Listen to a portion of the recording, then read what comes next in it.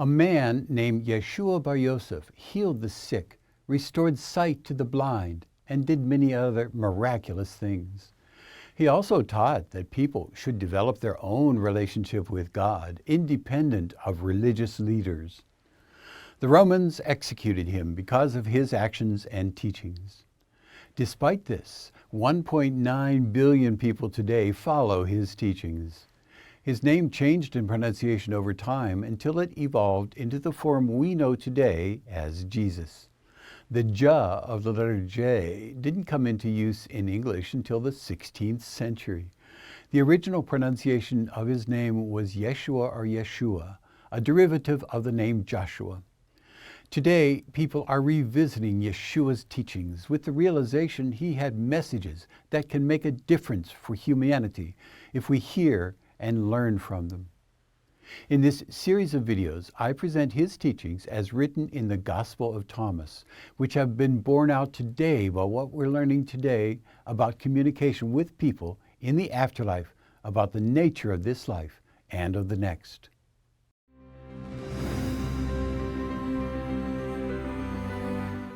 Hello, I'm Dr. R. Craig Hogan, President of the Afterlife Research and Education Institute and Seek Reality Online. I'm the author of 8 books with the evidence you will come to the end of this life, but you will never die. The Gospel of Thomas, found at Nag Hammadi in Egypt and likely written in the late 1st or early 2nd century CE, is considered the most significant ancient text from the site. It presents a collection of 114 sayings spoken by Yeshua, whose name has come down to us today as Jesus. It contains no miracles, no Christmas story, and most notably not a word about a crucifixion or a resurrection.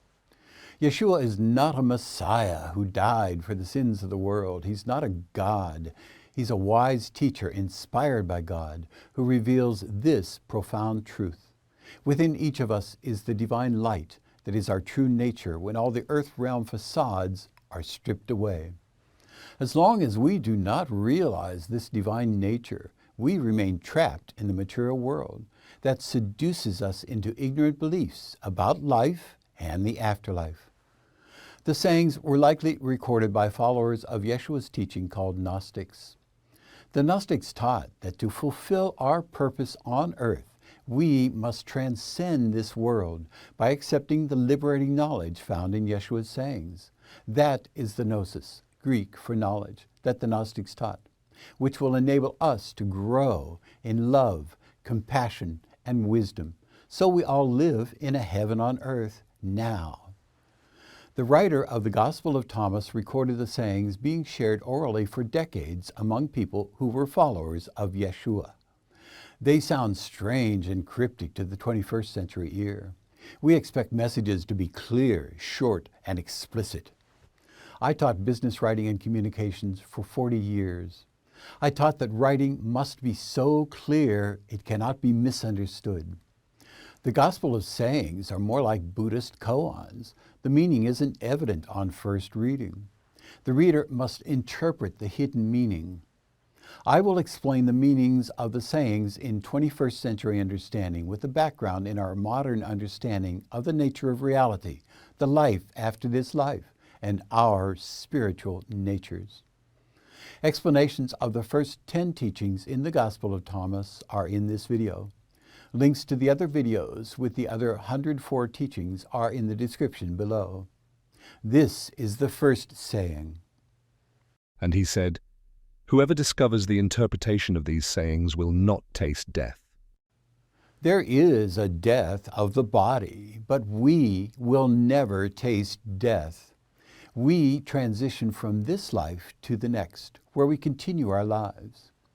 Yeshua is saying that anyone who understands the true meaning of his words in this gospel will attain a state of understanding in which they have no fear of the body's death. The fear is the taste of death. When people understand the truths in his sayings, they will no longer fear the death of the body, because no one dies. Yeshua said those who seek should not stop seeking until they find. When they find, they will be disturbed. When they are disturbed, they will marvel and will reign over all. Yeshua is saying that if someone is seeking the truth, they will find it in his message because they are open to receiving alternative knowledge that transcends what the world teaches. When they understand these truths, they will be disturbed because the truth doesn't match what they've been reared on earth to believe. This truth upends assumptions the world teaches about religion, who we are, and the nature of this life.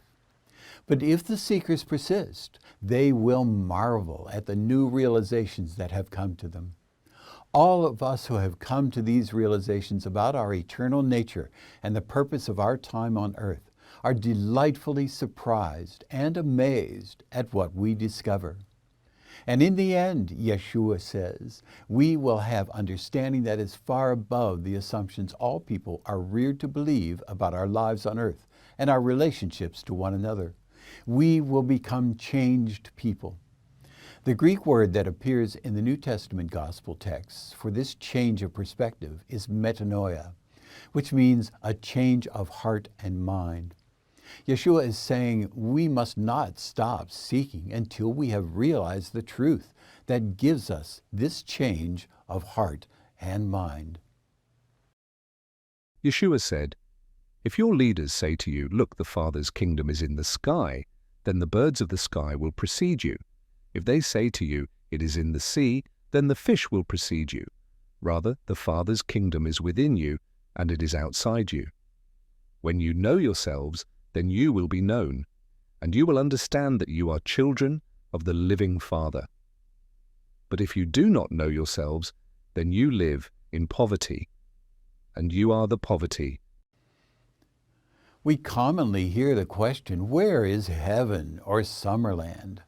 We live in a realm where space is a dimension, so we speak of locations. The assumption people make is that heaven must be located in some specific place in space and time. However, Yeshua is saying heaven is not in some location. It is within us. We enter heaven when we experience a metanoia, a change of heart and mind. We can enter heaven now because it is within us, not in some location, and not in the future. It is here, now, if we grow into realizing it. We enter heaven by knowing ourselves. When we know who we are in eternity, we realize we are one with our universal intelligence, the ground of all being, that might be called God. As long as we are not living with this fundamental understanding of who we are, we're living in poverty, even if, by the world's standards, we have great wealth or position. We are that poverty from ignorance. It consumes us, so we are the poverty. But we become wealthy beyond measure when we know without doubt we are eternal beings, one with our universal consciousness and with each other. That is the gnosis, or knowledge, that sets us free. Yeshua said, "The person old in days won't hesitate to ask a little child 7 days old about the place of life, and that person will live. For many who are first will be last, and they will become a single one." This saying is worded as many of the sayings are, with a metaphor that may seem extreme, but is meant to make the point explicitly. The metaphors that suggest people must assume a childlike ignorance and naivete to understand our purpose in this world are meant to illustrate that the world has corrupted our view of ourselves and of this life. The infant has none of the superstitions that keep people apart from each other, anxious about life, and fearful of the death of the body. People are taught by society to believe that the person dies with the body, that this world is all there is, so we must grab all we can from it at the expense of others' needs, that other people are separate from us, and that we are ultimately alone in this life. These are falsehoods. The baby doesn't believe these things. The falsehoods are learned from our spiritually backward society. Yeshua is saying the uncorrupted mind of the infant is the primary state of mind. It is the first in understanding. The disturbing beliefs that we're separate from one another and will die are acquired from society, a belief that is the last or the least true. Society suggests people with wealth and position are first, but if they hold the disturbing beliefs that we are temporary beings who are separate from others, then they are holding a belief that is the last. And when we realize our eternal nature and our oneness with all others, we will resume our position in the knowledge that is the first. The saying ends with the statement that if a person does not have that understanding, they remain alone in existence, a single one. They are committing themselves to being alone in the universe when they do not have to be alone. They simply need to recognize their oneness with the Source and other people. No matter how lonely we are in life, we have brothers and sisters all around us, anxious to love us.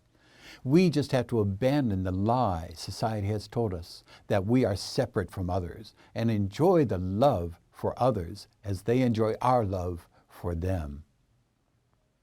Yeshua said, "Know what is in front of your face, and what is hidden from you will be disclosed to you. For there is nothing hidden that will not be revealed."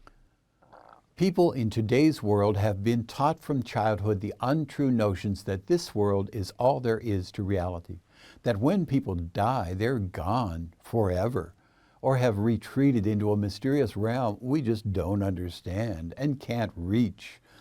People are taught that we cannot communicate with those whose bodies have died. These are falsehoods. People intuitively understand that we continue to live after the body dies. People commonly talk about Mom being with us in the afterlife or Uncle Tom looking down on us from heaven. And large numbers of people have spontaneous afterlife communications. One study found that 70% of widows and widowers report afterlife communication with their spouses now in the afterlife. These are the natural truths that, as Yeshua says, are in front of our face. But the falsehoods prevail, leaving people believing their loved ones are gone and unreachable. Yeshua is saying that the intuition that Mom and Uncle Tom are alive, just in a different place, is the reality. It is the truth that we intuitively know. It is in front of our face. When we accept that truth, we understand that our loved ones are alive and well in the afterlife, and we can communicate with our loved ones there. These truths will be revealed, Yeshua says. They cannot remain hidden as humanity matures in its understanding of spiritual truths. Yeshua promised that we will all come to realize we are eternal beings having a temporary physical experience. His disciples asked him and said to him, "Do you want us to fast? How should we pray? Should we give to charity? What diet should we observe?" Yeshua said, "Don't lie and don't do what you hate, because all things are disclosed before heaven. After all, there is nothing hidden that will not be revealed, and there is nothing covered up that will remain undisclosed." The earliest followings of Yeshua were all Jews, bound by explicit dietary restrictions and requirements of the temple. They were unsure about Yeshua's teachings concerning the requirements for a pious Jew. In this saying, Yeshua tells his disciples not to be concerned about outward appearances and practices. He tells them not to perform acts of humility and charity while holding self-absorbed, selfish thoughts that are hidden by their outward actions. Performing the actions without believing we really are eternal beings, one with one another, will make the practices lies, performed grudgingly. Yeshua is saying that our inner motivations, which we may believe are hidden, are fully disclosed before our universal intelligence. He suggests that these hypocrisies will eventually be revealed as shams. Acts of faith should be performed willingly and joyfully, as true expressions of humility and charity. Yeshua said, "Lucky is the lion that the human will eat, so that the lion becomes human. And foul is the human that the lion will eat, and the lion still will become human." The lion is basic instincts that are foul. When the person tames them, they are still part of the person, just tamed, so they are beneficial. When the base instincts take over the person is dominated by their foul nature, and thus the person is dominated by all the base instincts. This saying presents a paradox to illustrate a spiritual concept. The lion symbolizes the wild, bestial nature or the passions, while the human represents the higher, rational, or spiritual self. When the human eats the lion, the lower nature is consumed and transformed into the higher nature. It is a spiritual victory. Conversely, if the lion eats the human, the higher self is overcome by the lower level passions. That is a foul or wretched outcome. But the text adds a twist. The lion still will become human, meaning that even if the person is consumed by lower level passions, the lion, the divine nature within each person, is the person's true nature, sustaining the person above the lower nature. The saying champions the deliberate spiritual effort to conquer and sublimate our lower instincts, realizing that even if the person has fallen into lower impulses, the person is still divine by nature.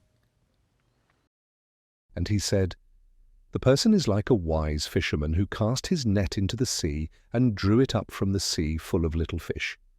Among them, the wise fisherman discovered a fine large fish. He threw all the little fish back into the sea and easily chose the large fish." Anyone here with 2 good ears had better listen. Here, the wise fisher is a metaphor for our universal intelligence. The fish are individuals on earth. The act of drawing up the net is the revelation of people's lives. Most people are at some common level of spiritual development and becoming loving and compassionate. They're small fish. One fish in the net is revealed to be spiritually mature, filled with love and compassion. That is the large fish. Our goal in life is to become spiritually mature so we can live happy, fulfilled lives together in love, peace, and joy. We're all at some stage of growth in love and compassion, even those whose self-absorbed, base instincts dominate their lives, causing their lives to be filled with loneliness, conflict, anger, and self-seeking. Individuals who have reached a mature level of spiritual development are valued for their attainment. The others are thrown back to continue their development. None are condemned for their level of growth in becoming loving and compassionate, even if they're very small fish who have a low-level spiritual development. All are given time to grow and are destined to become spiritually mature, large fish. Yeshua said, "Look, the sower went out, took a handful of seeds, and scattered them. Some fell on the road, and the birds came and gathered them. Others fell on rock, and they didn't take root in the soil, and didn't produce heads of grain. Others fell on thorns, and they choked the seeds, and worms ate them. And others fell on good soil, and it produced a good crop. It yielded 60 per measure, and 120 per measure." This parable presents the sower as a metaphor for our universal intelligence, or God. People are born into Earth School to learn lessons, grow in love and compassion, and enjoy life.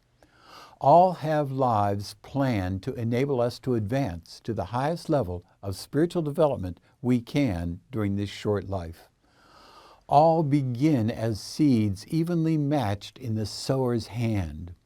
The seeds are sown without regard for where they fall. Where they fall depends on the person's efforts in Earth School. The outcomes are within their control.